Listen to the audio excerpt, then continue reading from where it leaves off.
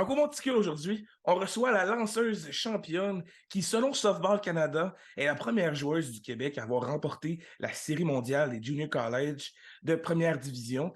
À sa première présence à ce championnat de fin de saison, Léa Chevrier récolta 7 retraits sur des prises, n'accordant que 4 points mérités sur 7 coups sûrs, dont un coup de circuit et un but sur balle. On va y aller un peu plus tard dans le podcast, savoir un peu comment ça s'est passé cette finale-là. Donc, je vous présente aujourd'hui la championne des World Series JUCO avec Florida Southwestern State Florida, Léa Chevrier. Allô? Salut! Allô?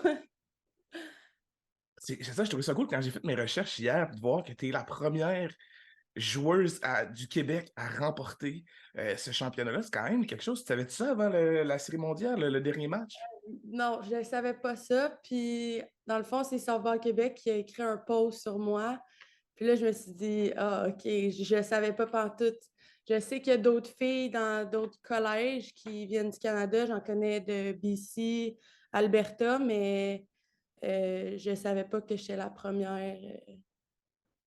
C'est Quand même ça. cool, sérieux. Tu vas voir, on peut dire que dans les registres du Québec, tu es la première personne à avoir réussi à faire ça. Comme on dit en bon québécois, c'est un bon brag, là. Tu vas Ouais, pouvoir quand dire, même. genre, je suis la première personne à avoir fait ça. C'est vraiment cool. Mais avant de tomber dans tout le vif du sujet de comment la World Series s'est passée, comment ta saison au collégial s'est passée, comment le processus, tout ça s'est fait, moi, je veux savoir, est-ce que tu as toujours joué au softball? Est-ce que tu as commencé avec le baseball? Comment, en fait, le sport baseball et ou softball s'est montré à toi dans ta vie et t'as fait comme, OK, je vais commencer à jouer à ce sport-là? Dans le fond, j'ai commencé quand j'étais très. Ben, j'ai toujours joué à softball. J'ai commencé quand j'étais jeune, puis c'est mes parents qui m'ont inscrite. Puis j'ai joué pour les Aces de Saint-Lazare, ça c'est mon équipe municipale. Puis ensuite, j'ai transféré au niveau 2A avec les Lions du Lac-Saint-Louis. Puis après, j'ai fait le grand saut au niveau 3A pour les équipes du Québec. Puis c'est depuis le niveau U14 que je suis pour les équipes du Québec. Puis en ce moment, je suis au niveau U23. OK. Puis Ouais. dans les équipes du Québec, à quoi ça pouvait ressembler un été là, avec eux?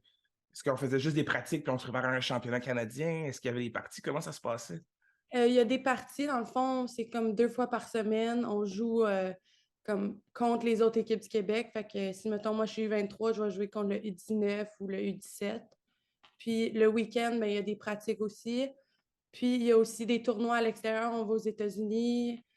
Puis à la fin de la saison, ça c'est en août, il y a les championnats canadiens. Et de quelle manière, parce que là, tu m'expliquais, tu disais que tu as fait un peu le parcours municipal les premières années. À quel moment tu t'es fait repérer par quelqu'un pour dire, hey, on aimerait ça que tu viennes jouer avec les équipes Québec? Euh, ben, je sais que le coach des Lions, c'est un bon ami à mes parents, puis on se connaissait très bien, puis c'est lui qui a pris le relais d'une des équipes du niveau 2A. Puis je me suis juste comme, je pense mes parents, je me rappelle pas trop, mais je pense mes parents m'ont juste comme dit, tu t'en vas essayer les tryouts pour le 2A. Fait que je suis allée, puis là, j'ai fait l'équipe. C'était la même chose aussi pour le niveau 3. C'était aussi le même coach, c'est Brad Pelletier. Lui, il m'a coaché comme littéralement toutes mes années de softball. Puis il a pris le relais de l'équipe U14. Puis ben, je me suis inscrite, puis j'ai fait l'équipe à ce moment-là. Et de quelle manière les joueuses de softball peuvent réussir à se diriger vers les collèges américains? Comment le processus fonctionne? Ben moi, j'ai fait appel à NCSA. Il y a vraiment beaucoup de filles qui font appel à cette plateforme de recrutement-là parce que ça nous permet d'envoyer des emails à différentes équipes, puis de poster des vidéos aussi de nous quand on pratique ou de nos highlights de game. Fait que j'ai fait appel à ça. Puis, dans le fond, j'avais envoyé un email à mon coach, coach Rob, ça c'est mon coach en Floride. Puis j'avais dit, je fais un camp en Floride pendant la semaine de relâche. Ça, c'est le camp Québec-Floride. C'est plein de joueurs de softball qui se réunissent ensemble, puis on se rend en Floride pour aller pratiquer pendant une semaine. Puis, il m'avait dit, OK, je vais venir te voir. Fait qu'il est venu me voir là-bas, puis immédiatement après m'avoir vu, il m'a offert un offre. Ah, quand même. Fait qu'ils Ouais. ils voulaient vraiment que tu viennes jouer avec eux autres en Floride. Est-ce que ça a été la seule offre que tu as reçue? Non, j'ai reçu des offres en Iowa. La plupart, c'est des junior college. Fait qu'à OK. Iowa, j'avais beaucoup de Texas. Pas, Floride, je pense que c'était ma seule équipe. Puis quand j'ai vu qu'ils ont gagné, qu'ils étaient back-to-back champions, je me suis dit, genre, c'est sûr que je m'en vais là. Je veux aller avec une équipe qui gagne, dans le fond. Fait qu'est-ce que ça a été le fait que l'équipe gagnait, est-ce que ça a été un des facteurs qui t'a aidé à choisir ou ou la Floride et la belle température qu'il y a là-bas a aidé un petit peu? Ben, c'est sûr que ça l'a aidé un petit peu. Puis l'offre aussi qu'ils m'ont fait, c'était comme, je pouvais pas dire non.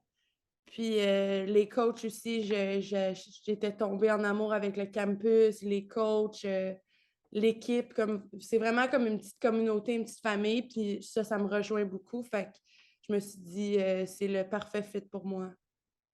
Et à ce moment-là, dans ton camp d'entraînement en Floride, là, on se rappelle, là, dans le fond, tu as eu ta semaine, ton moment, le coach vient te voir, tu as fait un offre. Est-ce ils t'ont donné la possibilité de venir visiter la même semaine ou ça a été plus tard? Ça a été plus tard. C'était en mars, le mars juste avant d'arriver. Fait que dans le fond, il était venu me voir comme un an avant d'arriver au collège. Puis ensuite, le mars avant d'arriver au collège, j'étais allée visiter. Puis j'avais eu la chance de pratiquer avec l'équipe, visiter le campus, puis juste être avec l'équipe en général. Puis après ce moment-là, ben, j'avais comme pris ma décision dans le fond. Et on se retrouve en quelle année à ce moment-là, quand tu as décidé, tu as fait Euh, OK, j'y vais. 2022, je crois, ouais, 2022. OK, ce qui veut dire que ça fait un an de ça, c'est quand même dans un gap de temps qui est quand même récent. Ça fait pas si longtemps que Ouais. ça que le tout a été fait. Puis à ce moment-là, avant d'accepter d'aller jouer avec la Floride, tu te retrouvais à jouer avec quel niveau au softball ici au Québec? J'étais avec les équipes du Québec, puis j'étais au niveau, oh boy, je pense que j'étais U18 ou 19, puis c'était l'année juste avant les Jeux du Canada, dans le fond. OK. Je Puis est-ce pense que que c'était 2021 que j'ai commit, je me rappelle plus trop. là, je me demandais à travers ça, tu as fait quand même une coupe de championnat canadien avec Softball Québec, là, avant qu'on tombe plus dans le côté collégial.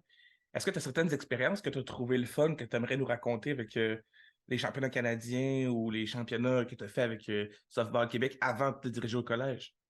Ben, en U16, j'ai été au championnat canadien en Alberta, puis on a fini troisième ou deuxième? Troisième. Ouais, troisième. Puis ensuite, l'année passée, j'ai eu la chance d'aller aux Jeux du Canada. Puis ça, c'était la plus belle expérience de toute ma vie, là. Euh, puis on a fini deuxième place aux Jeux du Canada. Ça, c'était mon année U19. Les autres années d'avant, j'ai fait les championnats canadiens, mais ça ne s'est pas déroulé comme on l'aurait espéré. Mais vraiment, les Jeux du Canada, je pense que c'était mon highlight là, au niveau du softball. Qu'est-ce qui fait que ça a été ton highlight? Comment ça se passe pour le Jeu du Canada là, quand tu arrives là-bas? Là? Qu'est-ce que tu as aimé dans cette expérience-là? Je pense que c'est le fait de toute la préparation, puis après, tu arrives là-bas, puis tu performes au niveau que les gens s'attendent à ce que tu performes.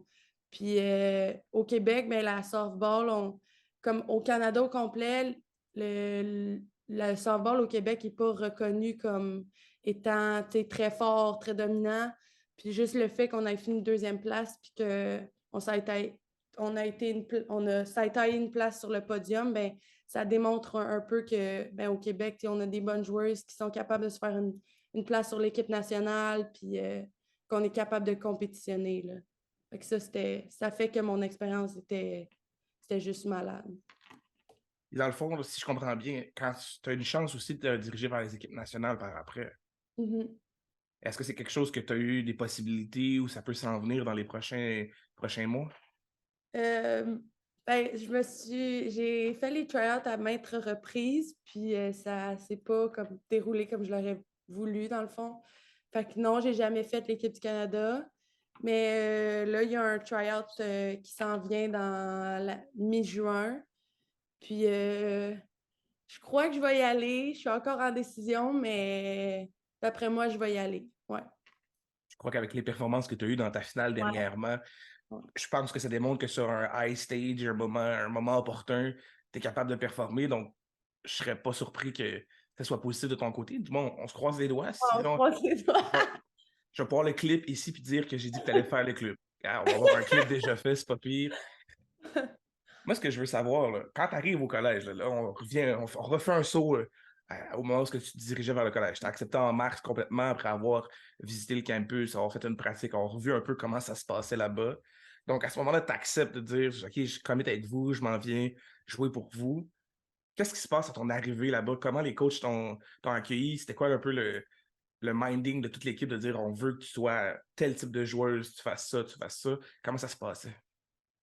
Ben, mon début d'année a quand même été dur parce que j'étais habituée dans le fond, avec les équipes du Québec, je lançais quasiment chaque match. Je savais c'était quoi mon rôle, puis là-bas, je suis arrivée, puis je savais pas c'était quoi mon rôle. Puis j'étais une freshman, donc les freshmen, dans le fond, ils commencent pas toutes les games. Il y a du monde avant toi qui sont là depuis longtemps, puis que le coach a plus confiance en. Fait que ça a été tough parce que moi, je m'attendais à toujours lancer puis avoir ma place. Mais dans le fond, il a fallu que je bûche puis que je montre que je sois capable et que je mérite ma place. Puis rendu en conférence, ben le coach, il m'a comme laissé ma chance. Puis je pense que il a eu confiance en moi. Fait que depuis ce moment-là jusqu'aux nationaux, ben c'était moi pas je commençais, mais j'étais beaucoup en relève. Dans le fond, il y avait la sophomore qui commençait. Puis moi, ben, si ça l'allait pas, je rentrais. Puis dans le fond, au national, ben, j'ai comme pas mal lancé à cause que c'est ça allait un petit peu moins bien, dans le fond. OK. Ouais. Puis justement, dans les débuts de saison, là, comment se passe une saison au softball? Parce que, tu sais, beaucoup de gens connaissent la façon que le baseball fonctionne, mais le softball, on le connaît un petit peu moins. Comment s'est passé le début de saison pour toi, vu que tu disais justement que tu lançais un peu moins, c'était différent un petit peu pour toi comparativement à quand tu étais au Québec? Quel type d'entraînement, quelques petites choses, quel genre de choses tu as peut-être dû ajuster pour réussir à démontrer à ton coach que tu es prête à aller sur le monticule puis être un peu la leader de l'équipe pendant que tu lançais? Qu'est-ce que tu as peut-être dû changer ou des petites choses que tu as dû faire pour changer un peu la mentalité de ton coach puis te donner une chance?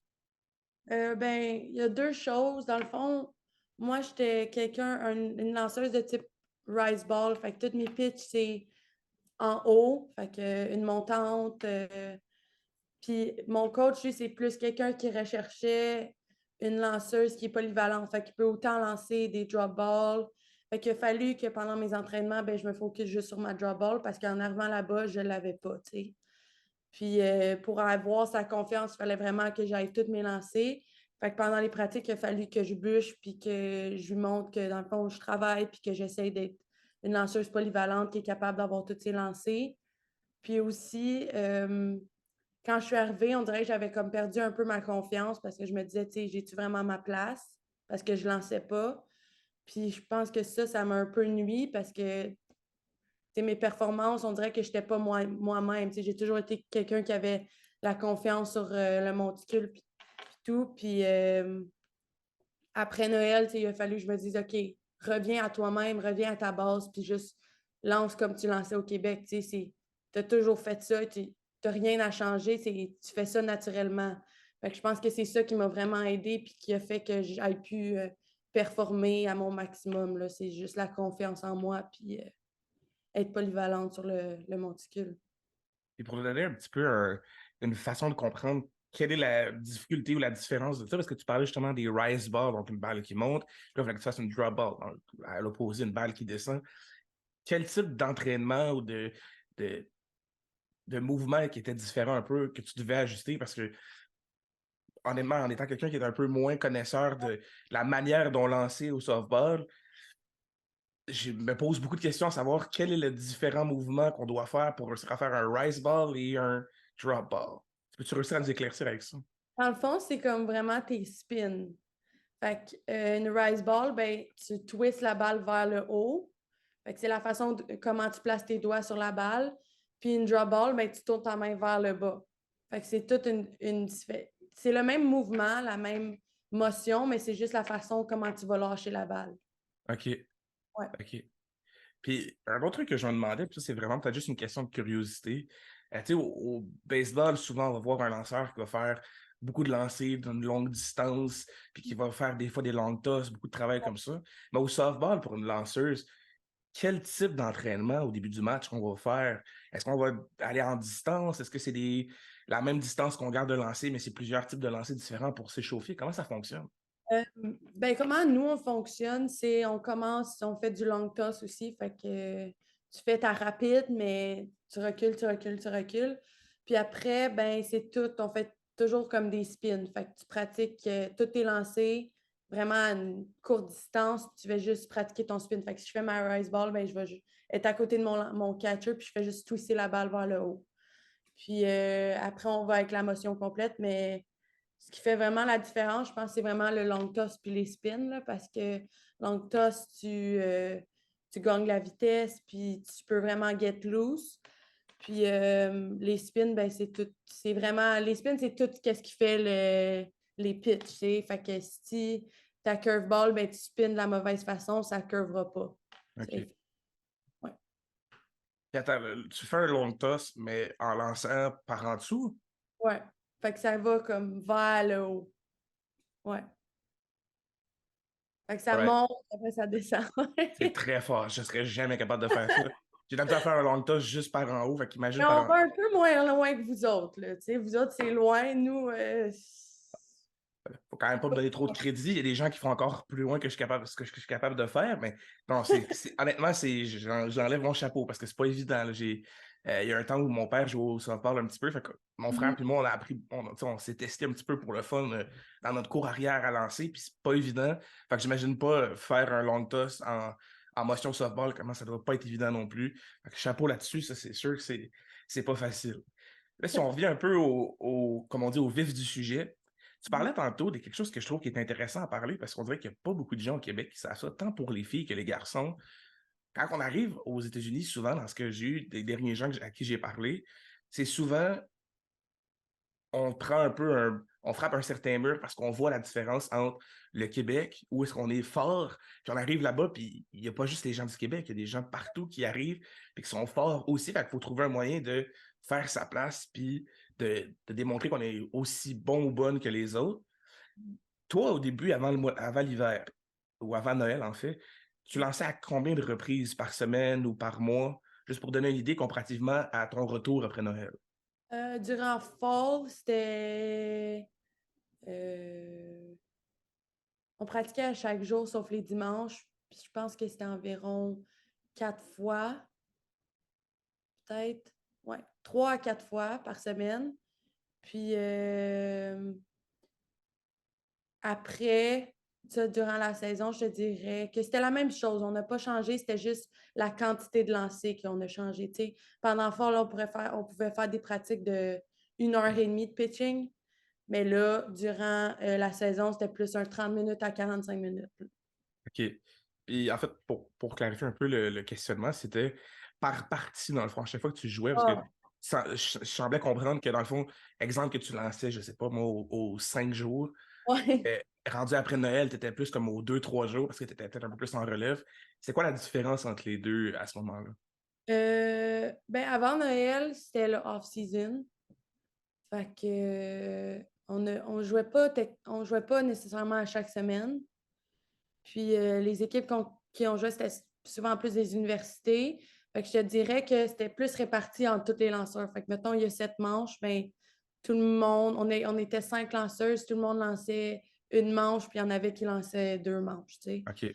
Puis après, durant la conférence, ça c'est après Noël, là, tu avais vraiment juste 3 lanceuses qui lançaient. Fait que 2 sophomores, puis moi. Puis les 2 autres, ils étaient comme un peu mis de côté parce qu'ils n'étaient pas nécessairement prêts. Puis après, on est allé aux States, puis là, c'était 2 lanceuses. Donc, moi, puis la sophomore, puis c'était la même chose pour les nationaux. Fait que c'était pas mal réparti. C'était souvent la sophomore qui commençait. Puis ensuite, si ça allait moins bien, ben, c'est moi qui rentrais. Puis, ben, ça dépendait contre qui on jouait. T'sais, la finale, c'était contre Northwest. Ça, c'est une équipe en Floride. Ça, c'est au State. Puis c'est une équipe qui frappe des drop balls puis les changements de vitesse. Fait que c'était comme le meilleur fit, c'était avec moi parce que moi, je suis une lanceuse de rapide puis de montante. Fait que c'est moi qui ai commencé. Puis ça dépend toujours des fits, là, qui est le meilleur fit avec chaque équipe. OK. Ouais. Puis tu parlais tantôt de conférences, Nationals Institute. Est-ce que tu peux nous clarifier un peu le processus qui se passe aux États-Unis? Parce que c'est quelque chose que j'ai pas eu nécessairement la chance de poser aux gens que j'ai parlé et qui jouent aux États-Unis présentement. Fait que je pense que c'est pour ça à nous l'expliquer un peu. Parce que quand tu reviens de Noël, tu commences à jouer contre plusieurs autres équipes qui n'est pas nécessairement juste des universités proches si vous commencez à vous déplacer un peu plus. Comment la saison se passe? Si vous jouez une saison, puis après ça, il y a plusieurs étapes de série. Ben, dans le fond, on commence en février. Puis ça, c'est la saison régulière. Puis après, tu as la conférence. Ça, c'est tout plein de collèges qui sont proches de toi. Fait que nous, on était 5 dans notre conférence. Puis euh, dans le fond, tu essaies de gagner le plus de matchs pour finir premier dans ta conférence. Puis si tu finis premier dans ta conférence, là, tu te rends aux States. Puis aux States, ça, c'est chaque équipe, la première équipe de chaque conférence qui se rencontre. Puis les deux premiers, les deux, ceux qui se classent dans les deux premiers aux States s'en vont aux Nationals. Puis aux OK. Nationals, c'était la même chose. Il y avait 3 équipes du Texas, il y avait 2 équipes de la Floride, une Caroline du Nord. Euh, c'était un peu de partout, là. Il y avait OK. 16 équipes au total. OK. Puis dans ta saison, toi, tu as vu comment tes statistiques, tes performances, comment tu as trouvé ta présence comme lanceuse pendant la saison? Euh, ben, au début, j'ai rushé. Genre, je me reconnaissais pas en tant que lanceuse. On dirait que c'était vraiment toute une question de confiance. Si tu perds la confiance, ben, tu n'es plus toi-même sur le monticule, puis tu performes pas autant. Puis après, après la conférence, quand j'ai un petit peu build up ma confiance, puis je me suis dit, gars, fais juste lancer, sois toi-même. Ben, au States, j'ai lancé la finale, puis c'était comme, on dirait que c'était comme un déclic pour moi. Là. Genre, ma confiance elle était revenue à normal. Puis je pense que c'est ça qui a tout changé mes performances. Là. Au niveau statistique, au début, c'était bof. Puis rendu à la conférence, ben, j'ai vu vraiment de l'amélioration. Là. OK. Et Ouais. justement, dans cette conférence-là, peux-tu me parler un peu peut-être des anecdotes, de choses qui sont arrivées, peut-être justement, qui créent ce déclic-là? Euh, ben, je pense que c'est juste avoir l'opportunité de lancer. Tu sais. Quand je ne lançais pas, je pense que c'est ça qui a fait descendre ma confiance. Puis quand j'ai vu que mon coach avait confiance en moi, puis on a eu un meeting aussi ensemble, tu sais, il m'a dit, tu n'es pas la même personne que je connaissais au début de l'année. Tu sais. Fait qu'on dirait que ça, c'est un déclic. Tu sais, quand ton coach dit ça, tu te dis, wow, OK. Je savais pas que ça paraissait autant. Fait que le meeting qu'on a eu, on dirait que ça m'a comme remonté le moral. Tu sais, il m'a dit, genre, si tu es sur cette équipe-là, c'est parce que tu as ta place, puis on a confiance en toi. Puis après ce meeting-là, ben là, j'ai eu plus d'opportunités de lancer. Puis ma confiance a juste built up après ça. Comment Ouais. réussir à te... Boum! Ouais, T'es pas la même que j'ai vue au début. Damn! OK. Hey, ça te réveille quelqu'un, ça, là? All right. Puis là, tu es arrivé aux conférences, ça a bien été, tu as développé ta confiance est revenue, tu as retrouvé tes repères, comme on peut dire dans le jargon du baseball, tu as trouvé tes repères. Et là, vous dirigez au national. Tu disais tantôt que c'est toutes les premières personnes, toutes les premières équipes de leur conférence qui vont à ce tournoi-là. Le questionnement aussi, est-ce que c'est un peu comme des séries qu'on voit des ligues majeures, là, tu vois une équipe se déplace dans l'école de l'autre équipe, puis l'autre équipe revient, ou c'est tout à un endroit en Ouais. particulier? C'est comme un tournoi, puis c'est double élimination. Fait que les States et les nationales, ça, c'était double élimination. Fait que si tu gagnais, comme nous, on a gagné, les States, on n'a jamais perdu. Fait qu'on s'est rendu direct à la finale en 3 matchs. Ouais. Puis on a gagné en étant undefeated. Fait qu'on a fini premier. Fait qu'aux nationaux, on a fait la même chose. On s'est rendu en finale undefeated. Puis c'est ça. Fait que c'est double élimination. Si tu perds, tu t'en vas dans l'autre pool, puis tu peux pas perdre jusqu'à temps que tu te rendes en finale, dans le fond. Oh, OK. Fait que c'est quand même un challenge. Si tu as eu une défaite, après ça, tu peux pas te permettre de perdre. Il faut vraiment que tu continues jusqu'en. Oh, shit, OK, quand même. Puis, tu sais, en finale des nationaux, il fallait que l'équipe nous batte 2 fois. Parce que nous, on était undefeated. Fait que la première game, il fallait qu'ils nous battent, puis la deuxième game, il fallait qu'ils nous battent s'ils voulaient gagner le titre. Oh, OK. Parce Fait que que. c'est double élimination, ouais. Oh, OK. Fait que Oh, ça rend ça, genre, un peu difficile. Là. Si t'es l'équipe qui s'en va en finale puis que tu as déjà une de perdue, il faut que tu saches que faut que tu battes l'équipe 2 fois, c'est comme, ouais, on a de la job, mettons. OK, quand même, c'est quelque Ouais. chose. Puis là, justement, là, on dirait que c'est une évidence, mais il faut que je pose la question quand même pour être sûr de bien suivre. Les nationaux étant le World Series JUCO. Exact. Ouais. OK, good. Je suis sûr qu'on était sur la même Ouais, longueur d'onde. Je dis, si je pose la question, il y a des gens sûrement qui ouais. vont vouloir se poser la même question. Fait que là, à ce moment-là, vous êtes undefeated, vous n'avez pas perdu une fois, l'équipe doit vous battre à 2 reprises. Exact. Dans le cas échéant, avec cette équipe-là, vous avez gagné les 2 matchs? Ben, on a gagné le premier, donc on n'avait pas besoin de jouer l'autre. Parce que OK, ça faisait qu'eux, il y avait 2 défaites. Fait qu'ils étaient comme éliminés. all right. Puis dans ce que j'ai lu avec l'article de Jacques Lanxio, il mentionnait que c'est pas toi qui as commencé sur le monticule, Ouais. puis que par la suite, tu as pris le relais avec la. Si je comprends bien, la sophomore a commencé, ça a moins bien été. Tu as pris le relais par après, tu as lancé quand même 6 manches. Mhm. Et tu as quand même bu. Quand on regarde les stats que j'ai dit au départ, on parle quand même de. Wow, moi aussi, j'ai eu une petite difficulté là. 7 retraits sur des prises. Tu encore eu que 4 points mérités, ce qui est bien, sur 7 coups sûrs aussi, ce qui est aussi très bien sur 6 manches, c'est parfait. Puis un coup de circuit. Moi, je suis curieux de savoir. Ce Celle-là, il fameux. fait mal. C'est ça, comment ça s'est passé? Parce que là, à ce moment-là, vous avez les devants, si je me souviens bien de ce que Ouais. j'ai lu. Fait que, ça va bien, on est sur un pace, une vitesse qui va bien, puis il faut continuer. À ce moment-là, qu'est-ce qui se passe dans ta tête quand tu lances la balle, tu vois le coup de circuit, tu fais comme Oh, OK. Ouais. Qu'est-ce qui s'est passé là, quand tu étais sur le monticule et tu as vu la balle, tu as fait Oh, OK, bon, circuit. Qu'est-ce qui se passe là? Euh, ben, j'étais un peu genre, j'étais vraiment fâchée. C'est comme je me disais, c'est sûr qu'il m'enlève. Là, les pensées négatives ils embarquent, là, tu te dis, c'est sûr qu'il m'enlève, c'est sûr qu'il m'enlève. Mais il ne m'a pas enlevé. Puis ça, je pense que je me rappelle plus c'était quelle manche. Mais je sais qu'on avait encore l'avant. Puis,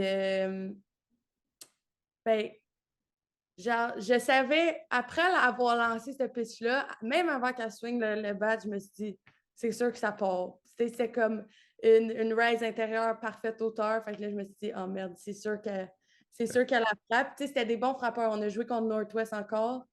Puis c'est vraiment une équipe qui a des bons bats. Fait qu'il faut que tu sois ça coche sur tes pitches. Puis ben, le coach, il m'a laissé. Puis d'après moi, il avait confiance que on avait encore l'avant. Puis j'allais continuer à bien faire, même si elle venait de frapper un home run. T'sais. Sais-tu si c'était un home run, un solo home run? C'était un home run avec Non, des. avec une fille sur les buts. Oh, Ouais. Il oh, fait OK. mal dans le fond. Les goals, Ouais. là, ça faisait mal. Là, je ne sais pas si j'ai posé la question, je vais peut-être la reposer. My bad si je me répète. Tu te rappelles-tu la manche que tu étais à ce moment-là? Je pense que c'était. Je me rappelle pas. Je pense que c'était la 5e ou 4e. OK. Je me rappelle plus. Ça nous donne quand même une idée d'à peu près là, Ouais. où on était à ce moment-là. Puis, à ce moment-là, là, dans le fond, tu continues à lancer, tu diriges vers la fin de la game. Peux-tu me dire un peu, là, dans le fond, vous étiez visiteur ou à domicile à ce match-là? Domicile. Ouais. OK, donc tu as terminé le match au début, dans le fond, la dernière manche. Exact. Peux-tu nous faire traverser un petit peu cette 7e La dernière manche-là? manche. Ben, la dernière manche, j'ai strike out les 2 premiers frappeurs. Puis ensuite, le 3e frappeur de la manche, premier pitch, il frappe un roulant. Puis ma shortstop, Féliné, qu'elle s'appelle, Elle a pris le roulant, elle a donné un bec à la balle, puis elle a lancé au premier but, puis ça a comme fini la game comme ça. Fait que c'était pas Là, mal. Ouais.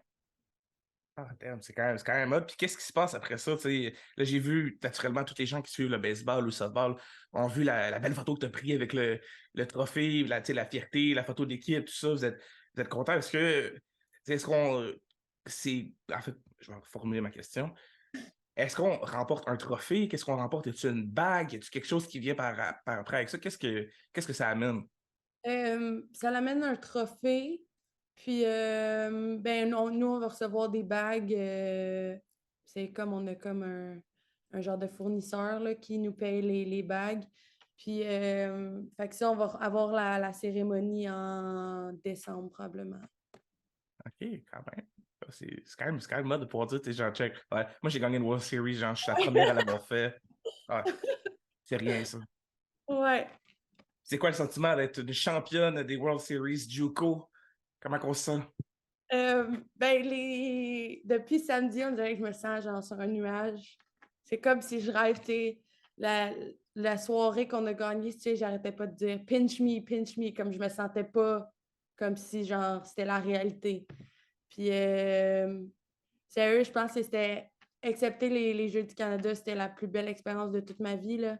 Juste être undefeated au World Series, c'est fou. Puis, ben, j'ai vraiment été entourée de bonnes personnes, puis mes coachs, ben, j'aurais pas pu demander mieux, là. C'est des coachs qui sont... tout le monde est vraiment proche, puis c'est pas... c'est vraiment une petite famille, puis vraiment, c'était la plus belle expérience de toute ma vie, là, au niveau du softball. Et qu'est-ce qui s'en vient pour le restant de l'année pour Léa Chevrier? Qu'est-ce qui arrive dans les prochains mois? Ben là, je suis au Québec en ce moment, puis je vais jouer pour le U23 avec les équipes du Québec. Puis en août, ben, je vais retourner en Floride en tant que sophomore pour une deuxième année. Puis après ça, ben, j'espère transférer dans une université pour poursuivre là, ma carrière de softball. C'est ça, pour finir mes 4 ans d'études. OK, puis là, à ce moment-là, en fait, au collège que tu es présentement, tu étudies en quoi là, pour faire comme un peu la jonction entre le sport et les études? Ben, je vais avoir comme mon AA degree, ça c'est comme social science. Puis, ben, je suis pas sûre encore dans quoi je vais me diriger. Il y a pas mal d'affaires qui m'intéressent, comme j'aime sports management, j'aime les communications, mais je suis vraiment comme pas décidée en ce moment, là. C'est pour ça que je vais avoir mon diplôme général, dans le fond. OK. Ouais. Ben, les communications est un beau monde, hein. Je suis une des bons exemples. Ouais. Si jamais tu as une passion par après de découvrir les histoires de gens qui ont fait du sport en général, les balados et tout ça est une belle expérience si jamais c'est une idée. Puis en plus, tu pourrais peut-être devenir quelqu'un de radio, quelqu'un de journalisme, si jamais c'est quelque chose qui t'intéresse. C'est un beau monde, ça a l'air plus intense que ça l'est, mais c'est un Mm. beau monde si jamais c'est quelque chose qui t'intéresse. Mais sinon, après ça, tu as toutes les possibilités. Puis l'université, je suis assez confiant en disant qu'il y a des fortes chances que tu aies une possibilité à l'université par après. Et J'espère. à quel moment est-ce que tu as déjà eu des discussions peut-être avec des universités ou des gens qui t'ont vu pendant le World Series qui ont peut-être un intérêt pour toi pour les prochaines années? Ben, j'ai parlé directement après les World Series. J'ai eu des écoles qui m'ont envoyé des emails, puis je laisse mes portes ouvertes. Tu sais, il me reste encore une année, puis j'ai l'impression que je vais avoir de meilleures offres après l'année prochaine. Puis je veux vraiment, tu sais, j'aurai la chance de transférer dès l'année prochaine, mais je veux vraiment me laisser une autre année en tant que sophomore là-bas, puis avoir plus d'expérience, puis je pense que c'est la meilleure option pour moi, là, de rester là-bas. Et peut-être je vais un peu trop loin dans les réflexions, mais c'est vraiment par curiosité parce qu'il y a beaucoup de gens qui connaissent pas ça et qui sont peut-être moins au courant et c'est relativement mon cas présentement. Qu'est-ce qui se passe après que tu as fait tes 2 années d'université? Qu'est-ce qui est les possibilités pour toi? Est-ce que tu es au courant un petit peu de qu'est-ce qui peut se produire par après? Est-ce que c'est à la fin de l'université, c'est la fin et on joue au baseball, au softball récréatif? Qu'est-ce qui se passe par après? Ouais, après, Il y a comme une ligue professionnelle, mais comme il faudrait que tu sois dans les tops de l'université, que tu joues pour UCLA, que tu sois comme vraiment dans les tops. Fait que dans le fond, après tes 4 années d'université, c'est comme un peu fini. Tu reviens chez vous puis tu joues dans la ligue pour le fun.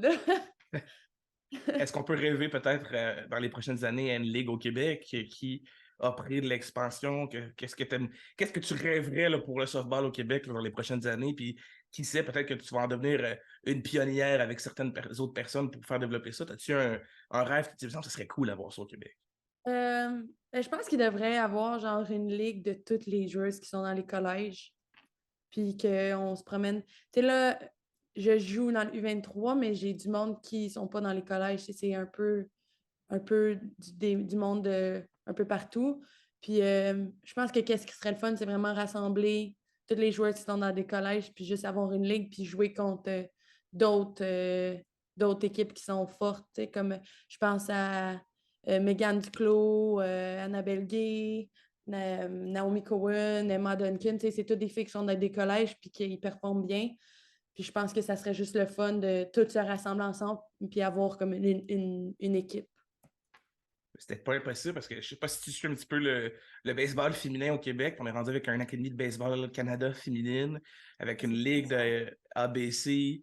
Fait que c'est pas impossible de rêver à quelque chose dans ce genre-là qui permettrait au top du softball féminin d'avoir une chance de continuer par après. Moi, je pense que ça peut peut-être être un bel exemple, juste ce balado-là, de démontrer Ouais. que ça peut bouger, parce qu'honnêtement, tout se peut par après avec ce genre de choses-là. Euh, Là, on dirait que j'ai comme eu beaucoup de choses, puis j'ai oublié de poser certaines questions. Moi, j'en ai une aussi. Qu'est-ce que. On va revenir un peu en arrière avec ça, là, mais c'est parce que je veux être sûr de pouvoir te la poser avant qu'on ait fait le tour. À ton arrivée en Floride, là, qu'est-ce qui t'a marqué le plus dans l'environnement de l'état de la Floride comparativement au Québec, que t'as comme fait, oh, ok, hey, c'est peut-être pas la même chose que je m'attendais, ou y a-tu une des surprises ou des choses que t'as aimé, que t'as moins aimé à ton arrivée là-bas? Euh, je pense que c'est comme vraiment le niveau, genre le niveau de jeu. Il est juste tellement plus fort qu'à quoi je m'attendais. Puis, tu sais, je m'attendais vraiment comme être à ma place, puis pas avoir à bûcher tant que ça, mais finalement, c'était pas le cas. Tu sais, il a fallu que je bûche. Fait que ça m'a comme fait prendre un step back. Puis c'est là que je me suis posé la question, est-ce que j'ai vraiment ma place? Puis, sinon, ben, si dans la vie générale, je pense que c'est vraiment comme le monde. Le monde en Floride sont vraiment. Tout le monde se dit bonjour, puis tout le monde est vraiment accueillant. Puis ça, j'étais vraiment surprise. On a toujours entendu des affaires des Américains comme que nous, on est toujours plus accueillants, mais eux sont vraiment, vraiment accueillants. Puis surtout pour une personne qui vient du Canada qui parle français, ben mes coéquipiers, ils m'ont tout de suite comme amené avec eux. Je n'étais pas mis de côté ou whatever. Fait que, au contraire, ils aiment ça, avoir quelqu'un qui vient d'une autre place, puis qui a une différente mentalité, une différente culture, une différente langue. Fait que ça, c'était vraiment ça que j'ai aimé. Et qu'est-ce qu'on peut te souhaiter pour l'année 2023? As-tu des objectifs, des milestones que tu veux atteindre? Peut-être, je ne sais pas, moi, augmenter ta vitesse comme lanceuse, euh, prendre de la force physique. Y a-t-il des choses que tu as des objectifs pour te rendre pour ta prochaine saison avec le Collège de Floride?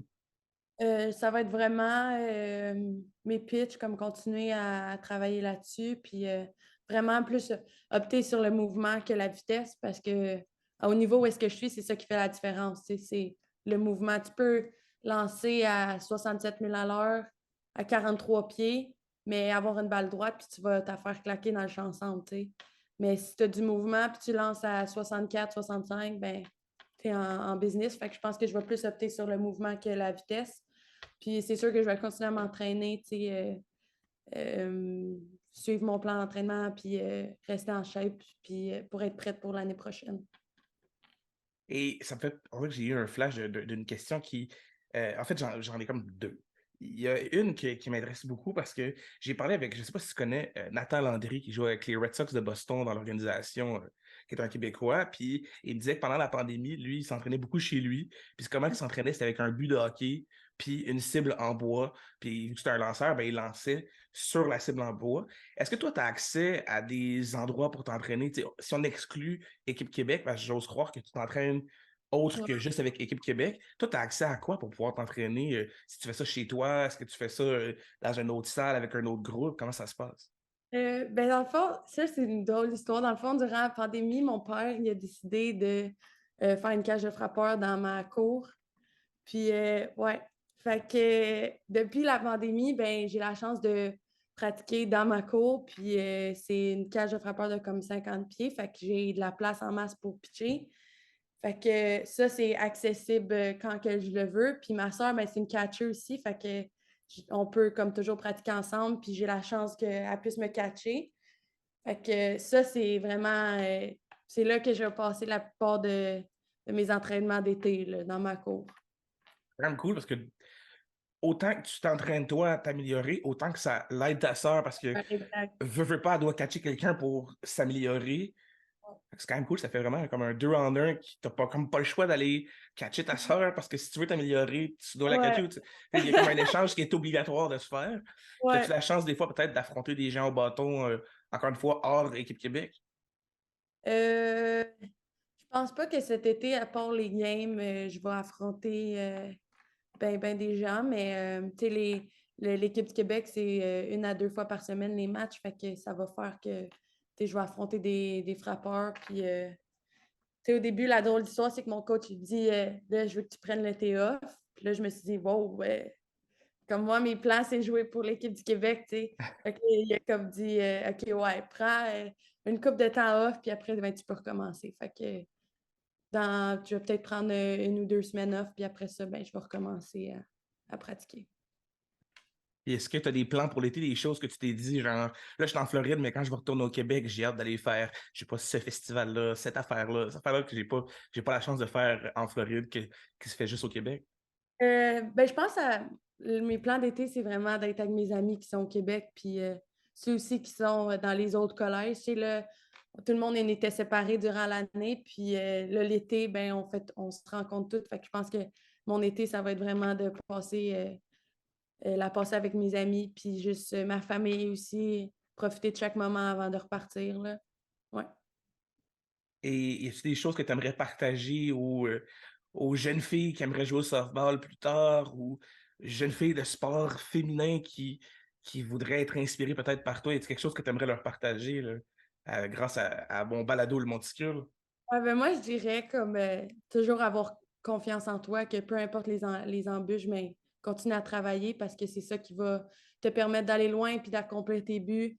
Puis si t'as un rêve en tête de juste foncer, tu sais, des fois, le monde, ils vont te dire comme ah ouais, tu t'en vas aux États-Unis pour jouer à la balle, tu sais, mais comme si toi, c'est ça que t'as en tête, ben fonce, puis parce que c'est la plus belle expérience que tu pourras avoir au niveau du softball, là.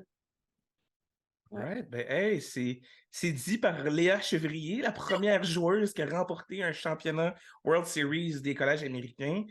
Et en terminant, si je te donne la chance d'affronter n'importe quel joueur, joueuse, comme lanceuse de softball, puis tu aimerais ça peut-être faire un strikeout contre ce joueur ou cette joueuse, y a-t-il quelqu'un que tu peux nous dire, il me semble, j'ai pas eu la chance d'affronter cette personne-là, puis j'aimerais ça l'affronter au bâton, puis de démontrer la puissance et tout le talent que Léa Chevrier a sur le monticule.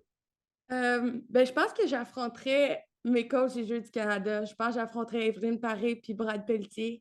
Juste pour comme juste pour dire que j'ai strike out mes coachs des Jeux du Canada. Puis sinon, ça serait n'importe quelle joueuse qui sont dans les grosses universités, là, des joueuses de UCLA, peu importe qui. Puis juste de voir tu sais, à quel niveau je suis en ce moment, puis de voir si je suis capable de performer contre eux, tu sais.